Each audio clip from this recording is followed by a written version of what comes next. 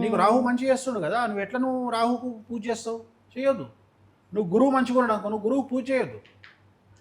నీకు ఏం చెయ్యి, ఉదాహరణ రాహు కేతు క్షేత్రాలు భారతదేశంలో 2 ఉన్నాయి. అవును. ఒకటి త్రయంబకేశ్వరు, ఒకటి శ్రీకాళహస్తి. దర్శనం చేసుకో. శ్రీకాళహస్తికి పోయినావు, అమ్మవారి దగ్గరికి పోయినావు, దర్శనం చేసుకొని బయటికి రాగానే అమ్మవారికి ఎదురుగా పైన 12 రాసులు నిక్షిప్తమై ఉంటాయి. అవును. దర్శనం చేసుకో. స్వామి దర్శనం చేసుకో. 9x3 9 3 27 నక్షత్రాలు ఉన్నాయి, దర్శనం చేసుకో. అయిపోయింది. ఏం చేయనక్కర్లేదు. త్రయంబకేశ్వర పోయి దర్శనం చేసుకొని రా, అయిపోయింది రావుకేతు దర్శనము. పూజలు చేయకు. గురువు, నీ గురువు ఉచ్చలో ఉన్నాడు, తారాపీఠ పో, పశ్చిమ బెంగాల్ దర్శనం చేసుకో, అమ్మవారికి బలి నైవేద్యం పెట్టు.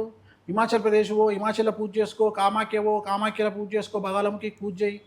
ఇక్కడ ఎక్కడ కూడా దోష నివారణ పూజలు కాదు ఇవి. ఇది అదే ఇక్కడ విచిత్రమైన విషయం, దోష నివారణ పూజలు కావు ఇక్కడ.